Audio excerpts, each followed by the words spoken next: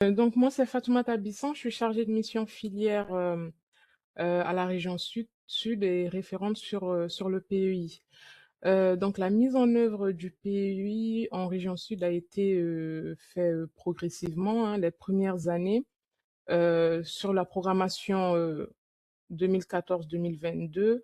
Les premières années, il n'y a pas eu d'ouverture d'appel à projet. C'était aussi le temps que les services s'approprient les nouvelles mesures, les règles, mais aussi les outils de la PAC. Donc au début, on a eu peu de dossiers déposés. Donc le premier appel à projet, c'était en 2016 et ça, c'était un appel à projet émergence dans lequel on a retenu 4 projets. Et c'est à partir de 2018 que le nombre de projets a un peu augmenté. Donc au total, entre 2016 et 2020, on a eu 23 projets sur la programmation, auxquels se sont ajoutés 18 projets durant les 2 années de transition, donc 2021, 2022, notamment parce que les acteurs du territoire avaient appréhendé le dispositif et aussi on avait une plus grosse enveloppe grâce au FEADER Relance, donc avec 2 millions d'euros par an sur 2021 et 2022. Donc, au final, on a terminé la précédente programmation avec une quarantaine de projets pour un peu plus de 7 600 000 euros d'aides sollicitées. Et donc, toujours sur l'ancienne programmation, les projets devaient s'inscrire dans 3 thématiques: l'adaptation de l'agriculture au changement climatique, la transition énergétique et l'évolution des pratiques et des systèmes vers l'agroécologie. Donc, la majorité des projets concernaient l'adaptation et l'atténuation au changement climatique et les pratiques agroécologiques. En plus, il y a eu quand même quelques projets innovants autour de la structuration des filières qui ont été aussi retenus. Par exemple, on a eu le projet sur la filière de orge malt bière ou aussi sur des cultures de diversification comme la pistache. Donc sur cette nouvelle programmation 23-27, on n'a pas fait d'appel à projet en émergence. Les thématiques sont restées les mêmes que la période précédente, avec en plus on a rajouté une nouvelle thématique quand même, qui est consacrée au rapprochement entre les acteurs de l'innovation du monde agricole et ceux de l'agroalimentaire. Donc le premier appel à projet a été lancé en juin 2024 et dans une logique de simplification de la PAC en général, on a aussi mis en place les OCS, donc les options de coûts simplifiés, c'est un forfait en fait pour les frais de personnel basé sur un barème horaire et ainsi aussi qu'un forfait de 5% sur les déplacements. Et le nombre minimum de partenaires est passé de 2 à 3 partenaires au minimum, avec l'obligation sur cette programmation d'intégrer un organisme de recherche, des stations d'expérimentation, un centre technique ou encore un organisme de recherche publique. Le taux d'aide, quant à lui, il n'a pas changé, donc il est resté à 80%. Bon, voilà un peu la mise en œuvre sur les 2 programmations et à noter aussi que le PEI quand même a représenté une opportunité pour les acteurs des filières sur le territoire. C'est un outil très intéressant pour soutenir l'innovation et apporter une certaine dynamique aussi à la recherche appliquée en agriculture. Et comme cela a été dit, ce webinaire qui s'inscrit dans l'animation du PEI permet aux acteurs de partager leurs travaux dans un premier temps au niveau national avec l'objectif bien sûr de faire un lien au niveau européen pour créer un réseau solide autour de la recherche agricole. Du coup, là, les 2 projets qui vont être présentés sont des GOPUI du dernier appel à projet de la programmation 14-22. Donc, voilà un peu ce que je pouvais dire sur la mise en œuvre en région sud. Ah oui, non, pas pour l'étage, tu veux dire, pas pour le demi-étage. Ah non, non, pour ça. Merci beaucoup, Bonsoir. Fatoumata. Je pense qu'on peut laisser la parole, aux personnes présentant donc les groupes opérationnels, PEI, à commencer par, Altogel présenté par Vincent Lesniak. Et bonjour à tous. Alors, je suis désolé pour la caméra, elle ne fonctionne pas, donc vous n'aurez pas ma tête sur cette visio. Je m'en excuse sincèrement. Déjà, est-ce que vous m'entendez bien? Et est-ce que le partage Oui, fonctionne? Ok, super. Alors donc, je suis Vincent Lesniak, je suis chargé d'études à la station d'expérimentation arboricole La Plugère. Je suis également directeur de cette unité depuis 2023. Et nous, notre gamme de travail, eh ben, c'est essentiellement l'expérimentation sur les pommiers et les poiriers. On travaille également en accompagnement des filières sur l'émergence de stratégies, l'émergence de nouvelles filières par rapport à la diversification des revenus agricoles. Donc, ça peut être l'amande, la pistache. Et en ce qui nous concerne sur ce projet-là, ça a été donc l'étude Altogel, qui regroupe donc un nombre de partenaires assez conséquent, à savoir les chambres d'agriculture départementales, régionales, les CETA de Cavaillon, le GRCETA de Basse-Durance, l'INRA, le CRIAM Sud, et bien entendu donc la chambre régionale d'agriculture pour l'aspect pilotage de cet essai. Le sujet Altogel, il a été conduit sur les années 2023 à 2024 et je vais vous en présenter le déroulé.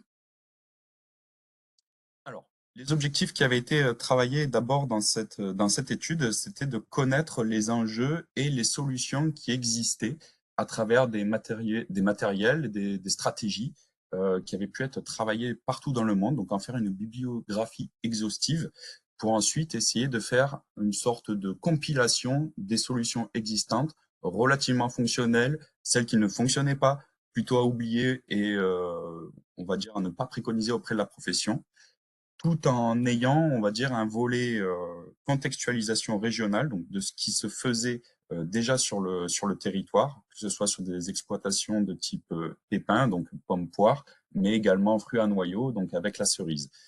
Nous avons également travaillé tout un tas de tests concernant la caractérisation des stations météorologiques, permettant justement d'affiner nos prédictions sur le gel, et également toute une gamme d'asperceurs nouvelle génération, donc des asperceurs bas débit, basse pression, qui nous permettaient a priori de réduire nos empreintes énergétiques et nos empreintes sur la ressource en eau. À cela s'ajoutait également une notion de constitution de réservoir pour permettre la lutte dans des environnements qui étaient plutôt déficitaires en ressources hydriques pour cette lutte.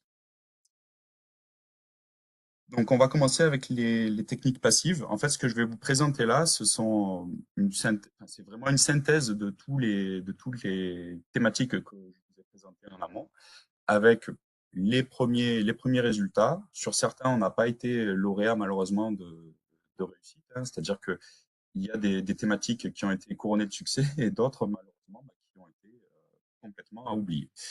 Alors, pour ce qui concerne, on va dire la partie bibliographie, là ici, je ne vais vous présenter que les stratégies, on va dire, réellement efficientes, donc à savoir des techniques passives, à savoir ici, par exemple, l'aménagement de parcelles en fonction des agrosystèmes qu'on pourrait installer. Donc là, par exemple, si on prend une pente, le phénomène de positionnement de haies permet, suivant leur implantation, de gagner quelques degrés. Donc ça va très bien fonctionner, par exemple, sur des gelées blanches, des gels de basse altitude, qui vont permettre de fragmenter les courants d'air frais dans les parcelles. Donc là, vous pouvez le voir sur l'illustration, en fait, les coulées d'air froid, en fait, sont bloquées, et donc la température au sein d'une parcelle pourrait être économisée de manière passive.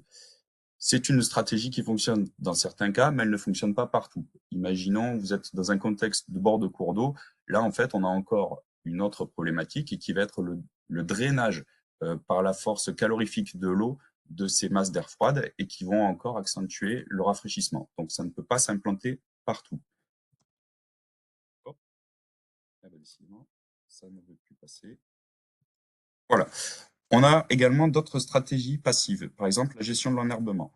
Actuellement, sur des gelées blanches, on préconise un travail de fauche de ces enherbements pour permettre de réduire la lame d'air fraîche présente dans la culture. Ça peut être sur la vigne, ça peut être sur la pomme. Bien entendu, les surfaces de végétal à couvrir sont plus conséquentes en pomme qu'en vigne, et du coup, l'efficacité de cette technique est assez limitée. Ce qu'on s'aperçoit également, c'est que dans les préconisations habituelles, donc cette technique de fauche, on a également un phénomène qui n'avait pas été mis à jour, enfin, ou du moins aperçu avant les dernières mesures qu'on a réalisées dans les années 2020 à 2024. Et on s'aperçoit qu'en réalité, l'enherbement fauché permet de réduire encore l'aspect réfrigérant des coulées de froid, notamment par rapport à la ponction de l'eau qui va avoir lieu dans le sol. En fait, on va avoir un sol qui va être plus asséché, et en fait, la restitution de l'enherbement par rapport à cette lame de froid sera plus importante au niveau du végétal qu'on cherche à protéger. En soi, ces deux techniques nous permettent de gagner quelques degrés, mais ne permettent pas de lutter contre une lame d'air froid qui fait quelques mètres, hein. Donc sur de la pomme, par exemple, ou sur de la poire, des espèces arbustives ou arborescentes, on ne pourra pas avoir une protection de la totalité de la frondaison. Au niveau des luttes, cette fois-ci plutôt actives, on a étudié également les tours avant. Donc ça fait partie des stratégies qui peuvent fonctionner. Tout dépend bien entendu du type de gel auquel on a à faire face. Donc sur des gelées blanches, les tours avant peuvent très bien fonctionner. Là ici, si vous regardez cette image, vous allez avoir donc la tour avant qui est implantée au niveau d'une parcelle et ensuite son rayon d'action. On considère qu'une tour avant peut avoir un volume d'efficacité jusqu'à 100 mètres. Toutefois, les tours avant, c'est toujours mieux de les accompagner d'un dispositif calorifique, on va dire, d'une source de chaleur, pour permettre d'avoir un gain de température supérieur au niveau de la culture.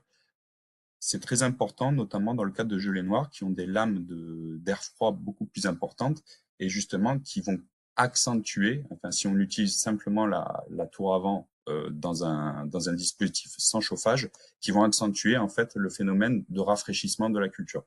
Donc là, la seule technique ne fonctionne pas à elle seule.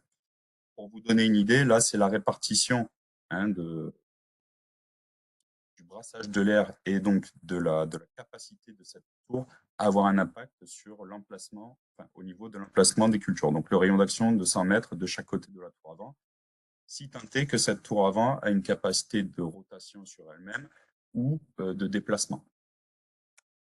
Au niveau d'une tour avant, donc équipée cette fois-ci d'un foyer de chaleur, le foyer de chaleur va tourner en même temps que la tour avant, parce que on va dire la turbine va permettre de capter ces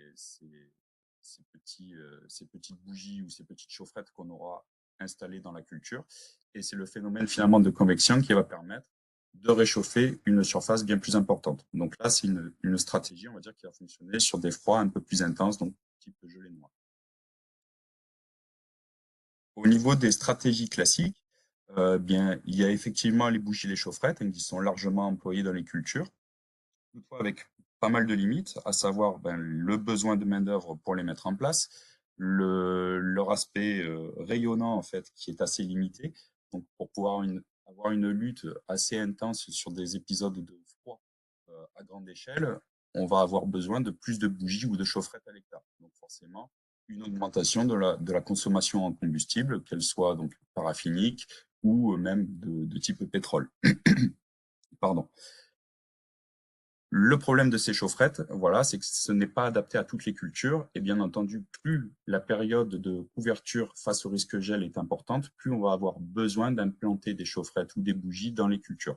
Donc, ça va nécessiter un nombre d'heures de protection plus important qu'un système passif ou un système actif avec une capacité de rayonnement plus importante. Et là, on va entrer dans la partie vraiment de test, ce qui a été réalisé au niveau de cette étude, donc à savoir une comparaison sur les gammes d'asperceurs nouvelle génération. Donc les fameux asperceurs bas débit, basse pression. Ce qui est affiché à l'écran, en fait, ce sont les données constructeurs. Pour vous donner une idée, donc il y avait la gamme Sininger, Netafim, Manban, Jan, et également au niveau des zones de travail, en fait, nous avons travaillé ces gammes-là dans deux secteurs. Un secteur avec des gels récurrents, en fait, la zone alpine de Frécinouz, pardon, et un verger un peu plus classique de ce qui se passe dans nos contrées en basse vallée du Rance, avec des épisodes de froid moins marqués et plus espacés. En cas particulier, en fait, dans la zone alpine, on a ajouté également des asperceurs beaucoup plus classiques avec des gros débits, des gros volumes, donc les Roland et les Perrault, en fait, pour avoir une idée de la différence qu'on pouvait observer avec ces nouvelles gammes d'asperceurs et ces gammes standards Roland et Perrault. Les tests sont assez simples. En réalité, ce qu'on fait, c'est caractérise la régularité des jets, donc à savoir une quantification des quantités de pluviométrie réparties au mètre linéaire, pour avoir une idée donc, de cette répartition de l'emprise de couverture de l'asperceur par rapport à la culture. Et ensuite, ce qu'on fait, c'est qu'on le recoupe par rapport à un dispositif standard, ou du moins la préconisation du fournisseur. Là, si vous regardez le petit diagramme, enfin le petit schéma qu'on a ici, en fait, on s'aperçoit que dans la disposition préconisée par les concepteurs, l'espacement, donc là j'ai pris un exemple au hasard, c'était le Meganet, l'espacement proposé indiquait donc au niveau des bandes rouges des zones de non-couverture de ces asperceurs et donc un risque pour le producteur. Si on regarde au niveau de ces bandes rouges, en fait, on s'aperçoit même qu'on a des quantités de précipitations qui sont inférieures à la donnée constructeur. C'est-à-dire que lorsqu'on est sur des gammes d'asperceurs qui n'arrosent qu'à 1,7 mm par heure ou à moins de ça, en fait, on n'est pas capable de couvrir des gels, enfin, ou du moins des gelées allant à moins 2 degrés. En réalité, toute la gamme des micro-asperceurs ou des macro-asperceurs, en fait, sont donnés pour résister à des températures gélives de moins 3 à moins 6 degrés. Donc, dans ce cas de figure, par exemple, on a clairement identifié donc la limite de ce dispositif en carré, pardon, en maille carrée. Pour corriger ça, en fait, c'est simple, il suffit simplement de décaler les têtes d'asperceurs pour permettre de corriger, on va dire, la zone de couverture et permettre d'avoir une couverture uniforme à la fois sur les rangs et sur les interrangs. Il y a une donnée importante aussi dans ce cas d'installation qui peut être intéressante malgré tout, même si les millimètres apportés ne sont pas suffisants par rapport à l'intensité du gel donné, un démarrage 2 heures en amont d'un phénomène de gel peut permettre de corriger par rapport de calories en fait liées à l'eau, de corriger, on va dire, une partie de ce phénomène de prise en glace. Donc, la lutte anti-gel n'est pas proprement liée, on va dire, à la prise en glace du végétal, mais peut être liée à une restitution thermique de ces gouttelettes d'eau qui vont être apportées dans les cultures. Une chose importante, lorsque l'on regarde l'impact de l'ensemble de cette gamme d'asperceurs, donc lorsqu'on utilise des micro-asperceurs, débit basse pression, on s'aperçoit qu'on est capable au maximum du maximum de lutter contre des gelées à moins 3. C'est pas parce qu'on va augmenter le maillage d'asperceurs sur la parcelle qu'on va augmenter la capacité d'apport d'eau et donc de calories dans la culture. Et c'est pas également non plus une solution, on va dire, pour couvrir des gels de forte intensité, dans le sens où les têtes d'aspersion risquent de prendre en glace. En fait, tous ces micro-asperceurs utilisent des matières plastiques. Et donc, en fait, ces matières plastiques, contrairement à des matières métalliques, lorsqu'elles entrent en rotation, ne se réchauffent pas. Et en fait, la prise en glace arrive au niveau des têtes. De ce fait-là, lorsqu'on est confronté à des gelées un peu plus importantes, des moins 4, des moins 5, des moins 6 degrés, par exemple dans les contextes alpins, on se retrouve pris au piège et de ce fait-là, ces gammes d'asperceurs n'apportent pas les conditions de protection attendues. Donc, pour la partie alpine, malheureusement, le résultat a été assez sévère de se dire qu'on est cantonné à travailler avec des asperceurs haut débit, haute pression, et donc du coup d'avoir recours à des volumes d'eau et des quantités énergétiques, hein, enfin, on va dire des besoins énergétiques pour amorcer les pompes, que ce soit électriques ou pétrolières, pour pouvoir mettre en place ce système de protection. Donc ça reste en ça, on va dire, la limite aujourd'hui de ces asperceurs bas débit basse pression. On a également réalisé une enquête à travers tout le territoire. Donc cette enquête a été réalisée par tous les collègues du développement, donc à savoir les CETA, les GRCETA, les chambres d'agriculture, toute personne en fait qui avait un lien étroit avec les producteurs. Et l'idée, c'était de faire remonter ce qui était déjà en place sur le territoire. Donc, à savoir comment les producteurs se prémunissaient à l'instant T de phénomènes de gelée. Donc, à savoir, dans un premier temps, le choix de leur variété, leur stratégie de gestion de sol, voire même le positionnement de leur culture suivant les zones, on va dire, les plus froides ou les plus chaudes au niveau de leurs exploitations. Bon, ça, c'est les leviers passifs. Et au niveau des leviers actifs, bien souvent, donc suivant le type de culture, on avait souvent recours à des chaufferettes ou à des bougies, des tours à vent et des systèmes d'aspersion. Donc, quelque part, la gamme de stratégies déjà déployées, on va dire, à grande échelle et qui est présente sur l'ensemble, on va dire, du monde arboricole ou du monde du végétal pérenne. Toutefois, les constats sont assez mitigés hein, dans l'emploi de ces techniques.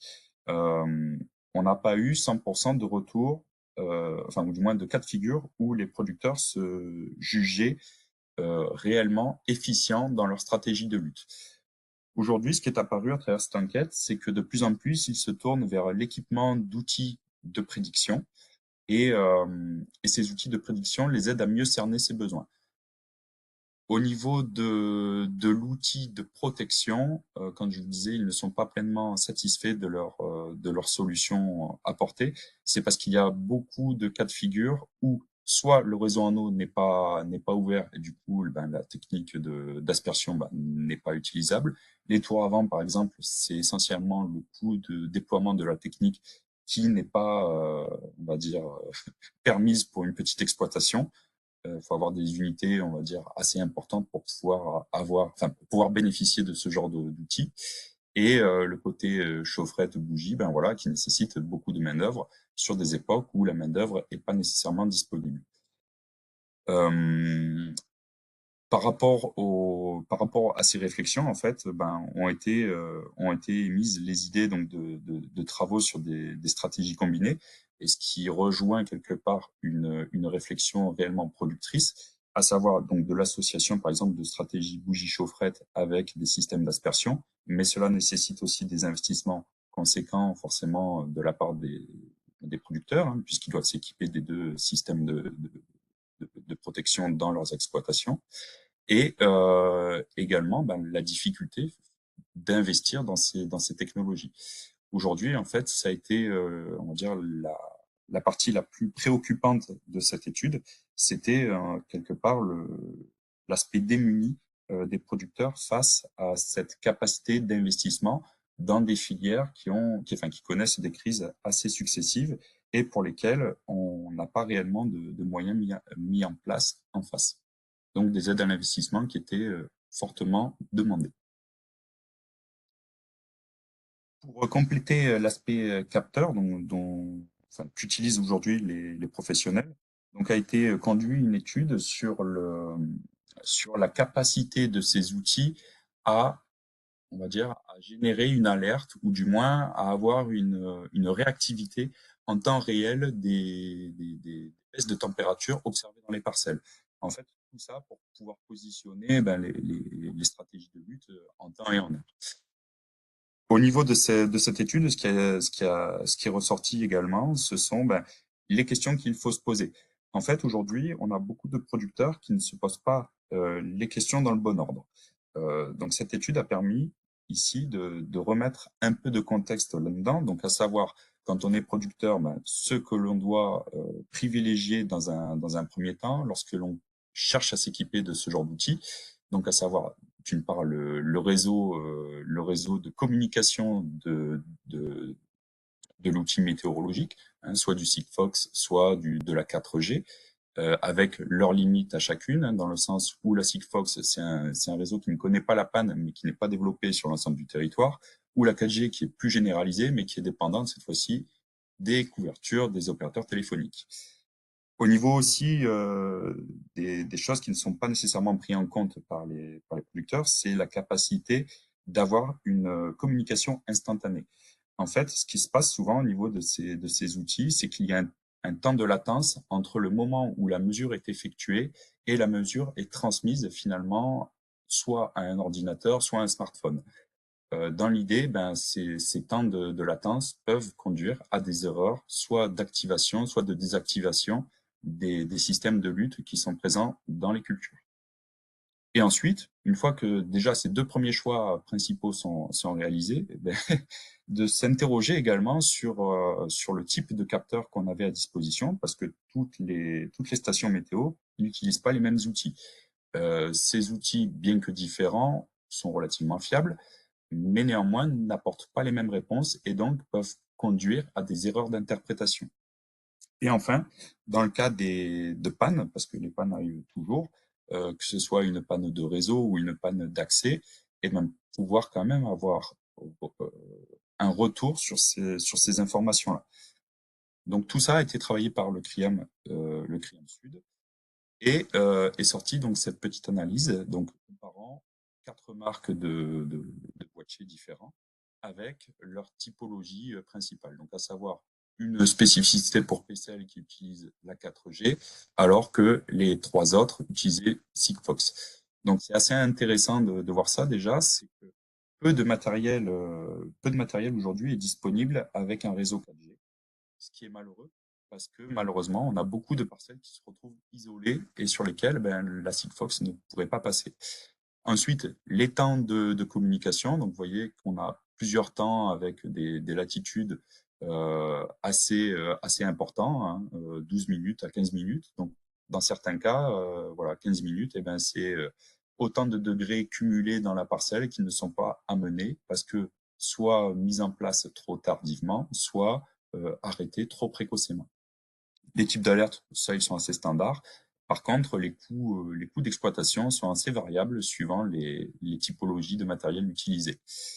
Et enfin, au niveau de ces différentes gammes d'outils de préconisation, on va dire, on a des plus et des moins, forcément, avec notamment la partie installation ou fiabilité de l'outil. Donc, à savoir des capteurs, soit des capteurs calcul, enfin des capteurs, on va dire température, humidité, qui utilisent des ABAC, ou alors des capteurs, pardon, qui utilisent cette fois-ci des outils présents en parcelle, qui donnent une donnée réelle, mais qui sont un peu plus sensibles au vieillissement et qui nécessitent un recalibrage. Ça également, c'est une donnée que les concepteurs ne transmettent pas nécessairement à leurs abonnés ou leurs acheteurs, et que les acheteurs n'ont pas forcément connaissance, ou du moins ne prennent pas nécessairement le temps d'entretenir convenablement.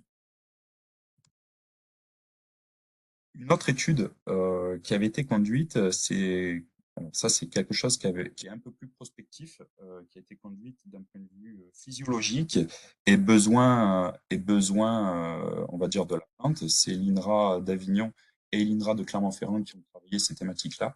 Ce sont les noyaux glaciogènes. Ces noyaux, en fait, bon, c'est tout simple, ce sont bien souvent des microparticules qui sont présentes dans l'environnement. Ça peut être de la poussière, des cendres, ça peut être des micro-organismes, des bactéries notamment, qui vont accentuer la prise en glace des organes végétaux.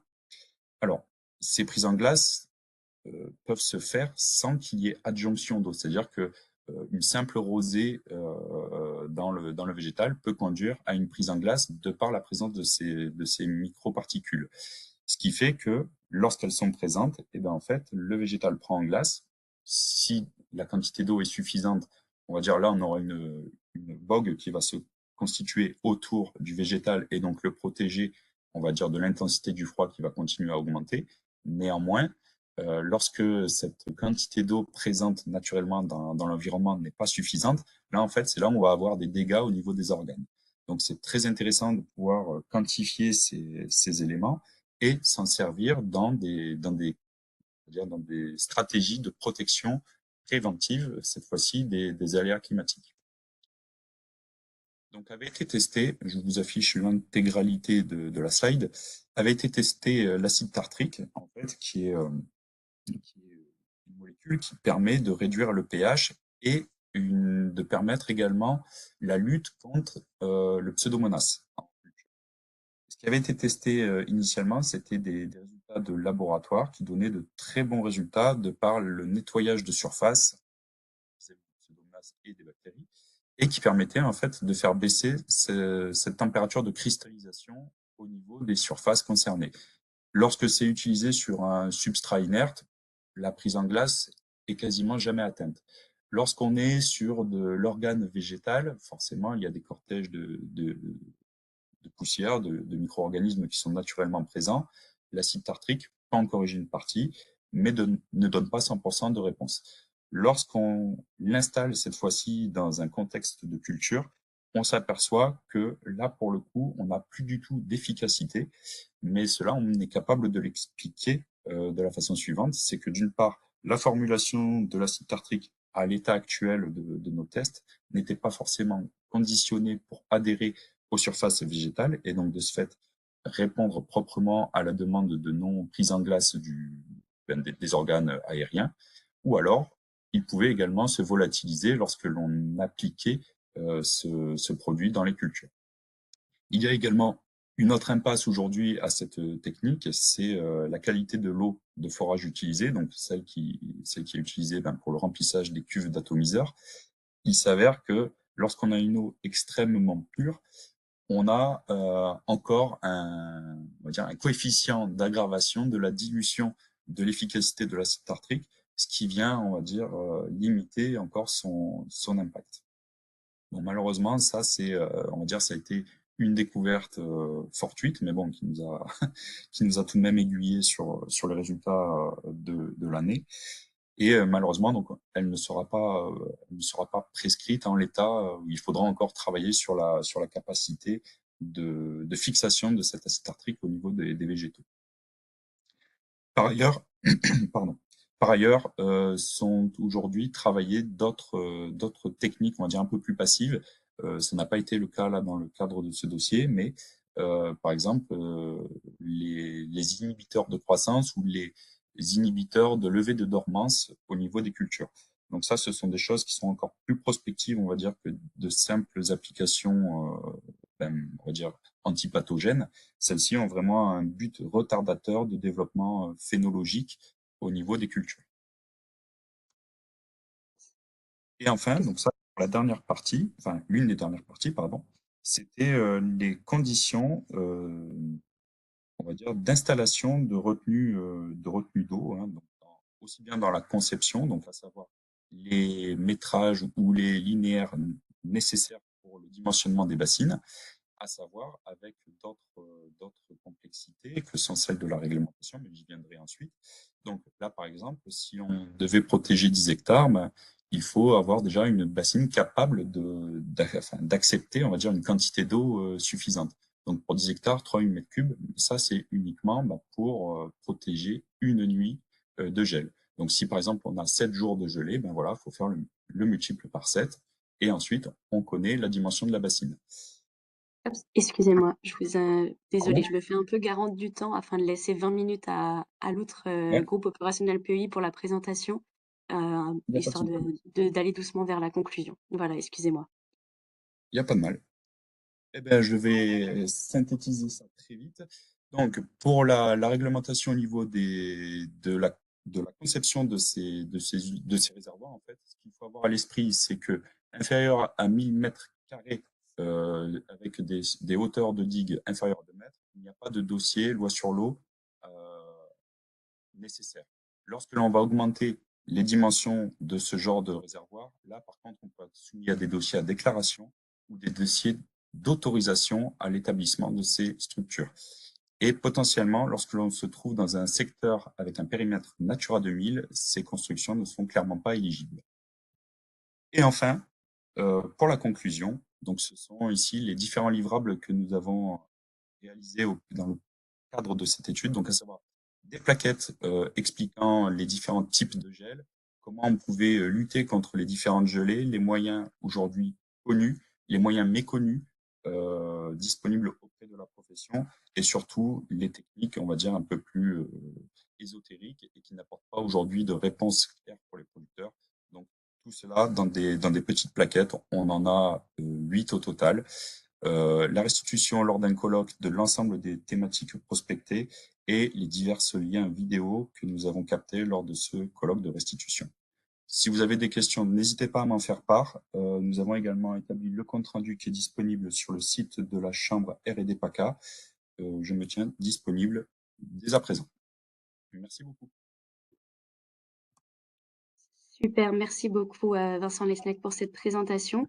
Je laisse les personnes qui ont des questions les inscrire peut-être dans le chat et on pourra laisser un temps de questions à la toute fin du webinaire.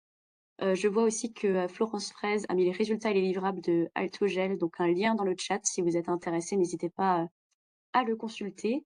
Et je laisse maintenant la parole à Mathieu Marguerie pour la présentation du groupe opérationnel PEI CLIMAF PACA. Bonjour à tous. Normalement, vous voyez mon écran. Le cas, c'est bon. Oui, c'est bon, on le voit. Alors, donc bonjour à tous. Donc moi, Mathieu Marguerie, je suis ingénieur régional et responsable de la station Arvalis de Gréoux-les-Bains, donc qui est, entre Manosque et Aix-en-Provence, on va dire, qui est la station la plus au sud-est d'Arvalis. Donc, on travaille beaucoup, c'est une station de référence sur l'adaptation des systèmes céréaliers au changement climatique. Et on a travaillé récemment, enfin on commence à travailler récemment, en tout cas dans le sud-est, la question de l'agroforesterie puis des haies, en essayant de voir un peu quelle contribution ça peut amener aux exploitations agricoles de la région face notamment au changement climatique.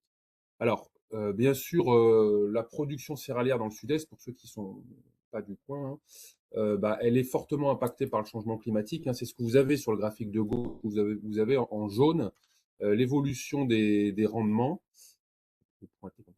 En jaune, vous avez l'évolution des rendements depuis 1960. Pardon. Voilà. En jaune, vous avez l'évolution des rendements depuis 1960 en blé dur.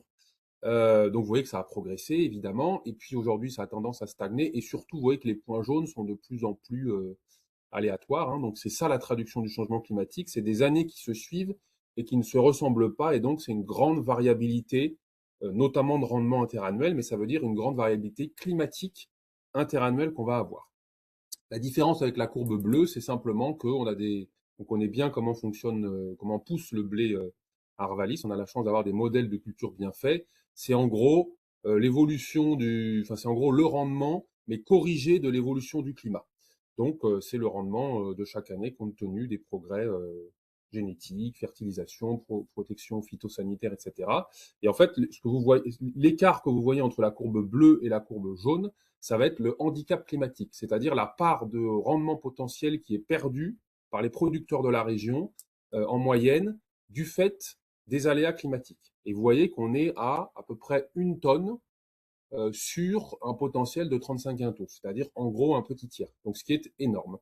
Et ça va pas forcément s'arranger, c'est ce que je vous ai mis comme tableau sur la droite, où vous avez le cumul de pluie moins évapotranspiration potentielle, donc un bilan hydrique climatique qui va à l'avenir, si on regarde les scénarios d'évolution du GIEC, et même si on regarde que les scénarios intermédiaires, qui va à l'avenir encore s'accentuer.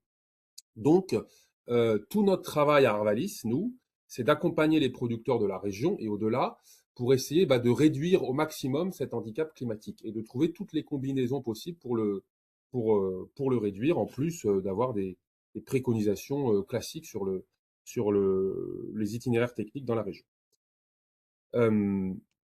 Ça passe pas. C'est bon, hein. Hop, voilà. Donc, ce qu'on fait en contexte sur Arvalis dans le sud-est, donc on a 2 stations dans le sud-est, on a Gréoux-les-Bains et puis Nîmes côté Occitanie, avec des programmes de recherche qui sont assez communs, mais très vite, juste pour vous repositionner ce qu'on fait, on fait tout un travail d'évaluation des variétés pour essayer d'identifier des nouvelles variétés, donc de céréales à paille essentiellement, beaucoup de blé dur, on produit beaucoup de blé dur dans la région, qui soient productives et régulières dans leur production, même en conditions plus sèches. Donc là, la station de Gréoux-les-Bains est très largement dédiée à ça, avec des équipements de phénotypage au débit, de la biomasse aérienne ou de phénotypage racinaire. On travaille beaucoup aussi sur l'évolution des itinéraires techniques des agriculteurs, parce que évidemment, quand on a des années qui se suivent et qui ne se ressemblent pas, ça veut dire des potentiels de rendement qui sont très différents d'une année sur l'autre, surtout dans des exploitations qui n'ont pas l'irrigation, et donc, de fait, une adaptation de l'itinéraire technique d'une année sur l'autre. On ne va pas fertiliser de la même manière, on ne va pas forcément semer à la même date parce qu'on peut avoir des événements climatiques pluvieux importants à l'automne. On ne va pas forcément protéger les plantes de la même manière, etc., etc., etc. Donc, on travaille beaucoup sur comment on aide les agriculteurs maintenant à piloter leurs itinéraires techniques face aux aléas climatiques. Et puis, donc ces deux approches sont indispensables, mais probablement pas suffisantes. Donc, on travaille aussi la partie système de culture. Et dans la partie système de culture, on a une entrée, en gros, sur la valorisation du capital sol, pour essayer de voir si est-ce qu'il y a des systèmes de culture qui sont moins sensibles aux aléas climatiques et bien sûr derrière aux aléas économiques qui viennent s'ajouter à cela, mais là qui concernent tous les agriculteurs un peu partout. Et on travaille, on va dire, trois grands types de systèmes, même si il y a beaucoup de connexions à faire dans ces systèmes. Ils ne sont pas exclusifs l'un de l'autre, bien au contraire. Tout ce qui est couverts végétaux et agriculture de conservation des sols, ou un essai à côté de Manosque depuis 2013. L'agriculture biologique, qui est fortement développée dans la région, et l'agroforesterie, ça va être l'objet de la présentation depuis quelques années. Et puis, on a un itinéraire de travail qui est plutôt sur comment on peut aider à l'éclosion de filières locales, parce que les acteurs de la région, les coopératives, les industriels agroalimentaires essayent de se mobiliser pour faire des filières locales, déconnecter une partie de la production des prix mondiaux et ramener de la valeur ajoutée sur les exploitations. Donc, nous, on les accompagne techniquement. Alors là-dedans, l'agroforesterie, donc on a lancé en 2022 le projet Climat-FPACA, donc qui a été financé par l'Union européenne et la région sud dans le cadre de la mesure 16 points du FEADER, qui rassemblait tous ses partenaires, donc bien sûr Arvalis, Agrouf, qui est une SCOP spécialisée en agroforesterie, l'INRAE, le CIVAM et la Chambre d'agriculture des Bouches-du-Rhône en tant qu'organisme de développement agricole, le lycée agricole de Valabre, le parc du Verdon, IFEN, qui est une start-up sur l'imagerie, le phénotypage qui est basé à Avignon, Agribio 04 et la coopérative du Rancien. Et en fait, ce projet, alors il était décliné en plusieurs actions. Et la première action, et c'est celle que je vais détailler le plus dans les minutes qui viennent, c'était de comprendre si justement les arbres, que ce soit des arbres en agroforesterie intraparcellaire, donc des rangées d'arbres entre les cultures, ou que ce soit des haies en bord de parcelle, est-ce qu'ils avaient une influence sur le microclimat des céréales et sur les performances productives des céréales. Ça a été ça une de nos principales portes d'entrée pour toutes les raisons que je vous ai évoquées précédemment. On a eu une action aussi pour voir l'impact des aménagements agroforestiers sur la fertilité des sols. On a regardé un petit peu la biodiversité, notamment avec le CIVAM et la Chambre d'agriculture des Bouches-du-Rhône. Et puis après, on a eu une évaluation, alors là, qui était plus prospective, mais qui était en gros, de dire si j'introduis de l'agroforesterie dans une exploitation céréalière du Sud-Est, qu'est-ce que ça va changer à sa multiperformance, et notamment d'un point de vue économique, ce qui est le nerf de la guerre dans la situation des exploitations du Sud-Est. Alors, sur le microclimat. Bon, alors ça, je vais passer rapidement, mais vous savez que on a du changement climatique, on a des paramètres climatiques qui se dégradent. Globalement, on va vers une diminution des jours de gel en hiver et une augmentation des températures maximales. Alors la diminution des jours de gel, ça peut raccourcir le cycle des céréales, augmenter un peu la pression des ravageurs. Et puis on va vers une augmentation des températures maximales, surtout l'été. Ça veut dire pour des céréales qui vont finir leur maturité au mois de juin, des risques d'échaudage importants sur le remplissage du grain, et puis pour des cultures d'été, comme du maïs par exemple, ou du sorgho, peut-être aussi des problèmes de fécondation, puisque au-delà d'une certaine température, tout ça fonctionne moins bien. Et puis on a aussi, autre paramètre climatique qui se dégrade, c'est la pluie, enfin plutôt le différentiel pluie moins évapotranspiration potentielle. Si on regarde la pluie,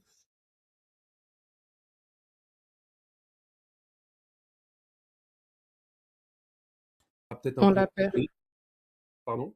Ah, je crois qu'il y a eu un problème de connexion. Le partage d'écran. Ah, vous voyez plus mon écran? Oui. Ah. Alors, je refais. Partager, partager, partager. Normalement, vous voyez mon écran. Oui, on le voit à nouveau. C'est bon. Oui. Je remets en plein écran. Voilà. Donc, du coup, voilà. Donc, une évolution des pluies, voilà, qui sera peut-être un peu moins de pluie l'été, mais c'est surtout la variabilité entre années qui va évoluer. Et par contre, du fait de l'augmentation de la température, une augmentation de l'évapotranspiration potentielle, surtout en été. Ce qui fait que le bilan hydrique climatique, la pluie moins l'évapotranspiration potentielle, va se dégrader. Donc le stress hydrique, si je le dis autrement, va augmenter. Et ça, c'est vrai dans tout le quart sud-est. Si on parle d'ETP, alors je ne vais pas vous épargne l'équation de l'ETP, mais simplement pour vous dire que ce qui rentre dans l'évapotranspiration potentielle, on a la température moyenne, donc minimale et maximale, l'humidité, le rayonnement et la vitesse du vent. Et on va regarder ensemble si les haies vont avoir un impact sur ces différents paramètres de l'équation de l'évapotranspiration potentielle.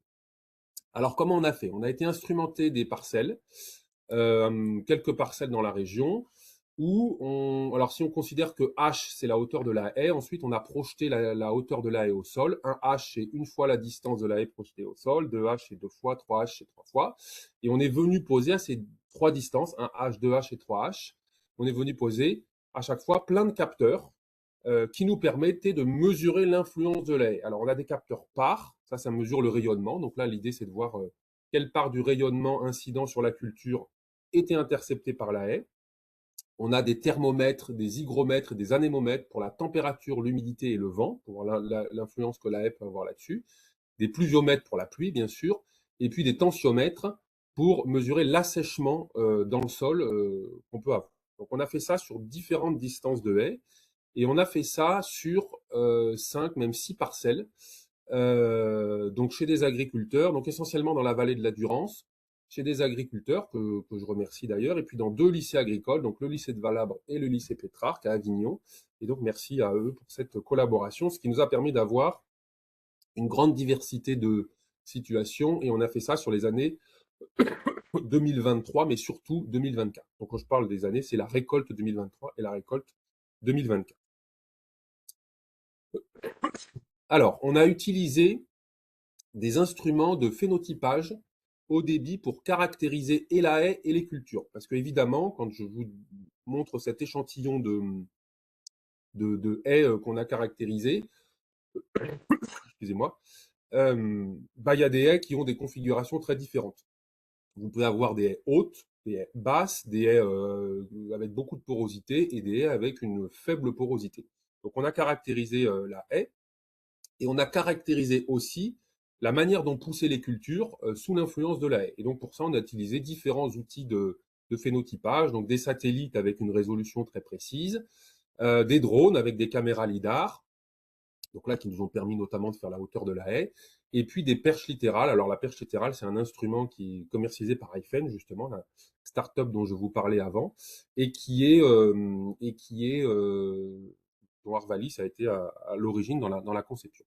Et voilà ce que ça donne. Hein. Vous avez vous voyez sur la carte de gauche, enfin, sur la carte de gauche, là, vous voyez, là, différentes couleurs avec un indice de végétation de NDVI de développement du blé à proximité de la haie qui est matérialisé par le petit boudin marron. Vous voyez que quand on est proche de la haie, c'est plus rouge, ça veut dire que c'est moins développé et les couleurs sont différentes. Et donc, quand vous vous projetez sur le graphique de droite, vous avez l'évolution, justement, de ces indices de végétation selon la distance à la haie, où on voit qu'au début, la culture est plus développée proche de la haie, et puis à partir de, donc c'est des blés semés à l'automne, hein, à partir de janvier-février, la culture est moins développée proche de la haie, peut-être des effets concurrence qu'on va expliciter après. Et donc ça nous permet d'avoir vraiment une vision très précise de ce qui se passe en direct avec une maille métrique très très fine, donc c'est vraiment intéressant. Alors, la première chose qu'on a regardée, c'est l'impact de la haie sur le rayonnement. Vous avez ici alors 2 configurations de haies, une haie orientée est-ouest ou une haie orientée nord-sud. Et vous voyez ici, ce que représente ce graphique, c'est la fraction du rayonnement photosynthétiquement actif intercepté par la culture. Autrement dit, si la valeur est de 1, ça veut dire que le rayonnement solaire n'est pas intercepté par la haie, donc tout arrive sur la culture.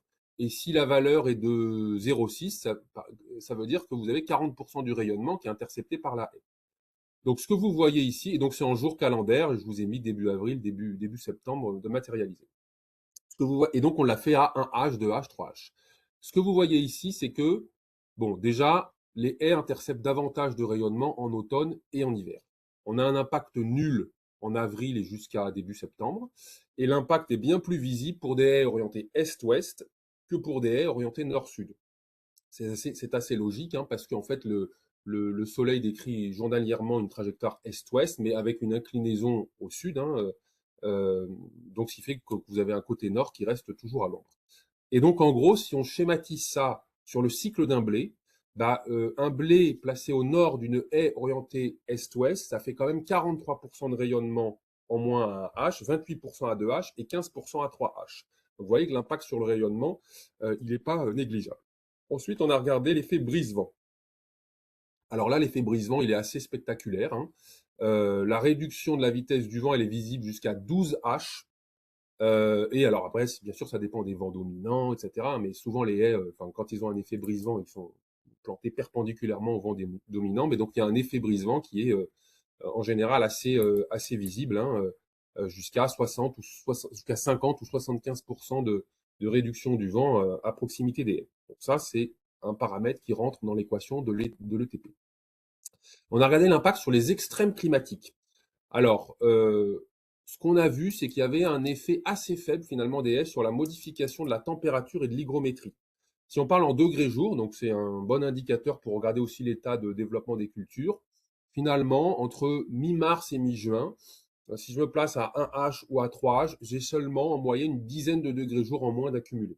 Donc c'est pas énorme, il n'y a pas un impact très important.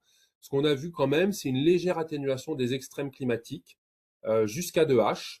Donc les minimums, donc le gel, ça confirme ce que disait Vincent après, donc qui est augmenté alors soit de rien du tout, soit de plus 1 degré. Et puis les maximums, donc les hautes températures qu'on a à partir du mois de juin, où on a une atténuation jusqu'à moins 1,6 degré. Donc ça, c'est intéressant parce qu'on peut avoir de l'échaudage, etc. Par contre, en cas d'échaudage qui dure longtemps, sur plusieurs jours, où on dépasse allègrement les 30 degrés, bon, bah, ça va avoir un effet bon, existant, mais finalement assez modeste, et puis qui va être, somme toute, très localisé à proximité de la haie. Ensuite, ce qu'on a vu aussi, c'était une amélioration du bilan hydrique climatique. C'est-à-dire que quand on regarde, on a remodélisé l'évapotranspiration potentielle à proximité des haies, et donc on voit que l'évapotranspiration potentielle baisse à proximité des haies. Alors c'est plus ou moins marqué selon les haies, bien sûr, là aussi vous avez de la variabilité. En moyenne, c'était moins 25% à 1H versus 3H, et en moyenne 11% à 2H versus 3H. La pluie, elle n'est pas impactée, hein, vous pouvez avoir un effet parapluie des haies, mais qui est vraiment très très localisé. Donc ça veut dire que globalement, on a eu une amélioration du bilan pluie moins évapotranspiration potentielle quand on se rapproche de la haie. Ça, c'est plutôt positif. Cette amélioration du bilan hydrique climatique, a priori, bah voilà, c'est ce qu'on recherche avec l'implantation des haies, hein, c'est d'améliorer ce différentiel parce que derrière, ça veut dire qu'on voilà, améliore le bilan hydrique climatique. Donc, qu'est-ce qui se passe quand on regarde le rendement? Donc, malgré l'amélioration du bilan hydrique climatique, souvent, on voit, alors c'est pas toujours significatif, mais souvent on voit une perte de rendement à proximité de la haie, en moyenne de 14% dans le jeu de mesure qu'on a fait. Là encore, c'est significatif, surtout, vous l'aurez deviné, dans des haies orientées est-ouest et au côté nord de ces haies. Donc en gros, qu'est-ce qui se passe si je résume? On a une diminution du vent à proximité de la haie. Ça, c'est positif. On a une légère diminution des extrêmes de température et on a une amélioration du bilan hydrique climatique, puis moins ETP. Donc du stress hydrique aérien, si je le dis comme ça. Par contre, on a une diminution du rayonnement perçu. Or, le rayonnement perçu par la culture, il est extrêmement important en blé pour le rendement, notamment pour la fertilité des épis, c'est-à-dire le nombre de grains par épi. Donc ça peut expliquer déjà les baisses de rendement qu'on observe à proximité des haies, malgré l'amélioration du bilan hydrique climatique. Et puis, on peut avoir aussi de la concurrence racinaire, parce que là, je vous ai parlé que de ce qui se passe en surface, sur la biomasse aérienne, on va dire, ou le microclimat aérien, mais il faut regarder aussi ce qui se passe dessous. Alors, on l'a fait sur quelques sites, alors pas partout, hein, parce que c'est fastidieux, mais on a fait ce qu'on appelle des profils racinaires, où on a pris une grille, là, comme vous voyez sur la photo. Alors, c'est des grilles de 25 par 25 ou 50 par 50 cm plutôt. Et à chaque fois, vous voyez, il y a des petits carrés dans cette grille, c'est des petits carrés d'1 cm carré. et dedans, on compte la présence ou l'absence de racines. Vous voyez, c'est assez fastidieux à faire. Et on compte si c'est des racines d'arbres ou si c'est des racines de culture. Et ce qu'on voit quand on fait ça sur certains sites, c'est que très vite, quand on arrive à, par exemple ici, à partir de 30 cm de profondeur, les racines d'orge ou de blé qui a été semé en octobre, laissent très vite leur place à celle des arbres. Donc ça veut dire qu'il peut y avoir une concurrence racinaire entre celle des arbres et des racines. Et donc, bien sûr, un accroissement de la compétition sur les ressources, notamment hydriques et azotées, entre les arbres et les cultures. Ça veut dire quoi? Ça veut dire que pour avoir le plus de vert possible dans le tableau et le moins de orange possible, ça veut dire qu'il va falloir qu'on travaille le choix des essences, la hauteur, la porosité, la coïncidence avec le cycle de culture, leur espacement, c'est pas la même chose de mettre des arbres tous les 30 mètres ou tous les 70 mètres, et puis leur entretien, la taille pour limiter la hauteur, peut-être le sous-solage pour contrecarrer le développement des racines, etc. Et donc on a, grâce à ce PEI Climaf, donc ça nous a permis d'avoir un consortium de partenaires, et puis ça nous a permis aussi de lancer une plateforme expérimentale, donc qui est à Vinon-sur-Verdon avec un agriculteur. Donc c'est vraiment une co-innovation entre Arvalis et un agriculteur qui s'appelle Guillaume Joubert, où là on a vocation à continuer des mesures parce qu'il a une haie avec des arbres diversifiés, du bois d'œuvre. On continue les mesures. On a 3 cultures par an, du maïs, du soja et du blé, et donc on va pouvoir mesurer encore plus finement sur vraiment cette fois-ci des haies intraparcellaires qui étaient peu développées dans la région jusqu'à présent, l'impact que va avoir l'agroforesterie sur les performances de production des cultures et puis sur le microclimat des céréales et d'autres aspects comme le stockage du carbone, la biodiversité et l'économie de l'exploitation. Donc la biodiversité, je vous en parle très rapidement. On a mesuré donc par le GR-CIVAM et par la Chambre d'agriculture Bouches-du-Rhône quelques taxons. Alors il y en a d'autres qui ont été mesurés, et puis il y en aurait encore plein d'autres à faire. On a vu une augmentation de la biodiversité dans la ligne d'arbres sur les araignées, sur les carabes, sur les papillons. Alors sur les chauves-souris, c'était un petit peu plus discutable. Donc sachant que ça peut être ou la bande d'arbres ou la bande enherbée qui est au pied des arbres aussi, qui est assez pourvoyeur de biodiversité.